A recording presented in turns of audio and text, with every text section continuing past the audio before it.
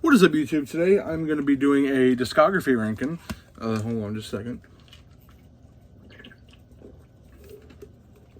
Sorry about that, my throat was a little dry. But I'm going to be doing a discography ranking, and I'm going to be doing Ozzy Osbourne's solo albums. So, I mean, this was pretty big news, but for those of you who don't know, unfortunately, Ozzy Osbourne, aka the Prince of Darkness, the godfather of heavy metal, dude literally who helped invent a new genre of music, he unfortunately passed away July 22nd, 2025, of a heart attack. He also had another slew of health problems. He got into an ATV crash back in, I believe, 2003, which really messed him up. He had Parkinson's, unfortunately. Very unfortunate, but he'll remain in our hearts forever. And all my love goes out to Sharon and the kids and everybody who was close to Ozzy. So yeah, I'm gonna do this in memory of him. I listened to all of his discography, so I listened to all 9 Black Sabbath albums that he did with Black Sabbath, all of his solo albums, which I'm going to be ranking, and then some guest appearances he did. But this is my honest ranking. This is just mine. If you guys have a different ranking, please feel free, if you want to leave it down in the comments. I would love to see your guys' ranking. I just love doing that. But please, if you don't like my ranking, please don't be respectful. That's all I ask, okay? Okay.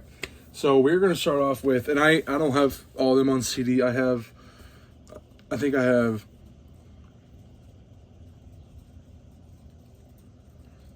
okay, there's 4 of them I don't have on CD, and I only got 2 of them on vinyl. But either way, I'll still talk about them. But if I have them, like a physical copy, then I'll show you guys, of course. But first up, I'm going to go with Undercover from 2005. This was just a covers album from Ozzy, and yeah, I'm just not a big fan of it. No offense, but I'm just not a big fan of his covers of songs he did. Like I think he did like Mississippi Queen was one of them. Yeah, I don't know. I'm not a big fan of it, and that's all I gotta say. Next up, I'm gonna do, and I don't have that on CD, and the next one I don't have on CD either. So Black Rain is my next one, coming in at number 12. Whenever I listened to it, it was really like my first time listening to it. At least in like a while. I only heard like a couple songs, but I was like, man, I'm really just not a big fan of this. It's just, I don't know. I don't know. Something just didn't ring with me. It was just like, it's kind of okay. It's mid, I guess you could say. But, yeah, that's all I gotta say about Black Rain. Next up, I do have on CD. Next up is going to be Ordinary Man from 2020. Sorry about that glare. Let me turn this brightness down, actually. Yeah, there's Ordinary Man, and let me see if you can do that. Yeah, this album was the first album in 10 years. It was released in 2020. It's not bad. Like, Black Rain and Undercover are the albums I don't like. Now we're getting to albums I either like, or really, really like. And but this is the bottom of the like tier. It's not horrible, but it's not bad at all in my opinion, but I'm just not a big fan of songs like It's a Raid or Take What You Want with Post Malone or Travis Scott. But some standouts on here, in my opinion, are Straight to Hell. I think the song Ordinary Man that he did with Elton John is really good. Under the Graveyard, probably my personal favorite. Scary Little Green Men was a really good one. Yeah, so coming in at number 11 is going to be Ordinary Man. Next up I have is, excuse me, I'm so sorry guys, my throat keeps like getting dry. Always drink water, kids. Always drink water. I've been quitting soda lately. I still drink it like occasionally, but I mean sometimes I'll go 2 days without a soda, and I feel decent. Anywho, next, if you guys hear that meowing, it's my cat. I kind of shut my door to get him out and all that. But anywho, next up is going to be Patient Number 9. Which is his most recent and his final album, unfortunately. He was actually, I heard that he was in the studio planning on doing another album, but he passed, so I guess we'll never get that, which is really unfortunate. The CD is kind of broken on this. Like, it won't stay like in the, thing, in the disc tray. But anywho, this is actually a pretty good album in my opinion. I love a lot of the people he collaborated with on here. Like, he collaborated with Jeff Beck from the Yardbirds on Patient Number 9, and what was the other song that he did with on here? 1,000 Shades. Then of course he did like Immortal, which is Mike McCready on guitars from Pearl Jam. And then of course Zach Wilde was on a few songs. He did 2 songs with Tony Iommi on here. No Escape from Now and Degradation Rules. One of Those Days with Eric Clapton. So yeah, a lot of good collaborations on here. And overall, pretty solid album.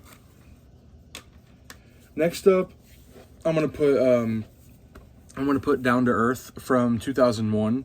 This was his first album in the, as I like to call, after year 2000, I guess you could say. But yeah, Down to Earth is probably best known for the song Dreamer, which I actually really do enjoy. I don't have it on physical release, but Dreamer is actually a really good ballad. Ozzy compared it to Imagine by John Lennon. And I'm just going to come out and say it. I don't like John Lennon. I don't like Imagine by John Lennon. I think Dreamer is a whole lot better, in my opinion. But also, I mean, besides Dreamer, it's got some nice heavy songs on it, which, I mean, again, it was like, I mean, I only heard like 2 other songs on the album besides Dreamer, but I listened to the rest of the album, I'm like, okay, there's like some pretty banging riffs on here. But yeah, Down to Earth from 2001 is a pretty good album.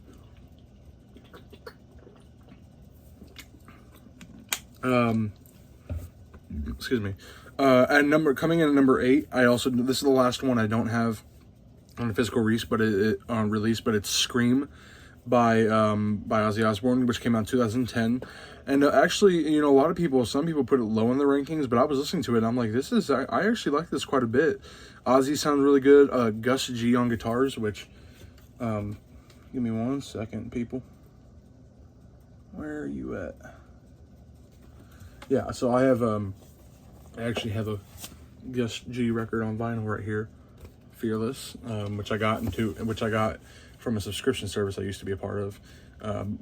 But he played guitar on the albums, and like he's a nice, like really good, like melodic guitar player, and he had like a lot of good riffs and solos on the album. So yeah, if you guys haven't checked out Scream by Ozzy Osbourne, it's good. It's definitely my favorite album since the next one that's coming up. Well, coming up next is, I do have it on CD. It is Osmosis. I love this record. This is actually a very good record in my opinion. I mean, most people probably know Perry Mason, I'd imagine, Ozzy Osbourne fans, but my personal favorite is See You on the Other Side. I just love, and I'll see you on the other side. I love that. Tomorrow's a really good song. Denial, My Little Man. My Jekyll Doesn't Hide, which is a clever title. That's a really good song. But yeah, this whole album is pretty cool, and I love that album cover. But yeah, this album, really awesome. Love it. Next up is my least favorite of the 80s albums. And that is, it's still not bad though, but No Rest for the Wicked.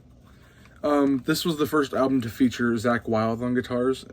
And this is probably what got Zakk Wylde like really like popping off, you know, because I mean, dude, you get to be the lead guitarist for Ozzy Osbourne. That's big, you know. But there's some good songs in there, of course. Miracle Man is a decent song. Devil's Daughter, Bloodbath in Paradise is really awesome. Tattooed Dancer. And this one actually, this version I bought has 2 bonus tracks. Previously unreleased CD bonus tracks. It's The Liar and then Miracle Man Live. So that's pretty cool. And I only paid like $8 for this on eBay, brand new. But yeah, this ain't a bad album at all, of course. I mean, it is at number 6, but not bad at all. All right, now we're getting to the top 5. First up for the top 5, at number 5 we have The Ultimate Sin, which came out in 1986. See, this CD and some of the other CDs I have, they're part of this 22-bit SBM digital remasters. And what I hate about them is that the album covers or the CD packaging has this stupid square with Ozzy next to it. But then I realized that whenever you open it up, there's a full thing of the album cover, so I just fold them out like this, and then I just shove them in to the CD case like this. And there, I get the full album cover. I get the full album cover. So it's not just the square with the album cover and this says Ozzy next to it. You actually get the full album cover. And this is definitely a gnarly album cover. I remember seeing like a video from around this time. You know, those, I am a Christian, but I don't agree with like a lot of those Christians said in the 80s, you know, about the backmasking. They've disproven backmasking so many times. But yeah, I love that album cover too. It's really wicked. Next up is going to be Bark to the Moon, which I have on CD, and I also have it on vinyl as well. Here it is. But this album is really good. Bark to the Moon. This was the first album without Randy Rhoads, who unfortunately passed away the year before. But it has Jakey Lee on guitars this time, and he's a really good guitar player, Jakey Lee. and this is all. This is not one of those remasters. It's just a regular, but it has some CD bonus tracks, which are Spiders, and then Up on the B side, which is really cool. My favorite song on here, easily, is the title track, the opening track. That's one of the best opening tracks of all time, in my opinion, is Bark at the Moon, and it's just phenomenal. Funny story about this album cover. I'll do the album version so you guys get a better look and so there's less glare. So, funny thing about this album cover. So, my mom was telling me a story of whenever she was younger. So, let's see, around whenever this album came out, I believe she was like 9 years old. She was like around 9, 10 years old. But my grandpa, he's an Ozzy Osbourne fan, and he actually had the album, like vinyl. But she said that she was spending the night at his house. He lives separately and all that. That's personal stuff I don't want to get into. But she was over at his house, and he had this album like sitting out. She was sleeping on the couch. She said there was a thunderstorm and like the lightning shined in on the album cover. And she said that this spooked her out, like Ozzy's like a werewolf. And I thought that was a funny story that she told me. But yeah, that's great. I love that. Coming in at number 3 is going to be Blizzard of Oz. Now, I know most people have this at their number 1, maybe their number 2. But personally, there's a couple songs in here that are just okay in my opinion. And those songs are D and Goodbye to Romance. Not that they're bad. They're not bad at all, but they're just not... I don't think they fit in well with the rest of this record, you know, because they're so much different from Crazy Train, Suicide Solution, and Steal Away the Night. But, and Mr. Crowley. But overall, this is a very solid album. It's one of those 22-bit remasters, so I just folded out to show the full album cover instead of just the little square. And so that's why there's some sticker residue right there, because I peeled off the price tag on the front of it, even though there's also a price tag on the back I never peeled off. But yeah, this is a really good album. Phenomenal start to a great solo career after being fired from Black Sabbath. My number 2 is going to be No More Tears. This is also one of those 22-bit remasters. I love No More Tears. This is easily... this is definitely my favorite album in the 90s, obviously. He only did 2 in the 90s, actually, now that I think about it, so it's kind of weird to say. But this album is just awesome. I love it. My favorite songs on here are definitely the title track, which has a killer bass line. I'm an aspiring bass player, and so I love bass lines that are awesome. Mama, I'm Coming Home is such a great song. That was the last song he ever performed live before he died, was that Back to the Beginning. And, you know, it sounded like he was struggling a bit, but he put his heart and soul into that last performance, and that was really special in my opinion. But that song is phenomenal. Hellraiser is a great song. Mr. Tinker Train is such a good song too. This whole album is just rock. So, yeah, definitely my number 2 spot, No More Tears. And finally, at my number 1, we have Diary of a Madman, which I also have on vinyl right here.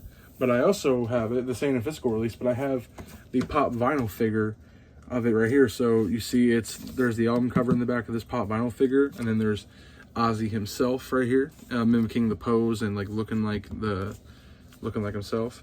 But yeah, this only costed me $20 brand new on eBay, and I thought that was a sweet deal. Like, who wouldn't love that?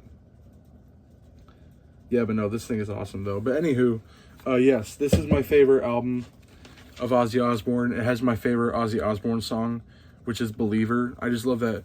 Boom, boom, boom, boom, boom, boom, boom, boom, boom, boom, boom, boom. Yeah, so this is also one of those 22-bit remasters, so I just pulled out the album cover. But yes, this is my favorite album by Ozzy Osbourne. And again, like I've said in the beginning, if you guys have a different ranking than I do, please be respectful. Like, it is not a big deal. People can have their own rankings, you know. It's not going to be the same as you. I hate whenever people are like that, like, oh, your album ranking sucks. Listen, like, whatever your ranking is, that's great, but don't judge other people for it. So please be respectful in my comments. And again, if you guys have different rankings, please leave them down below. I'd love to see them. But yeah, that's going to be all for this video. Again, rest in peace to Ozzy. My condolences go out to Sharon and all the kids and everybody who was close to him. Ozzy, you will live on forever.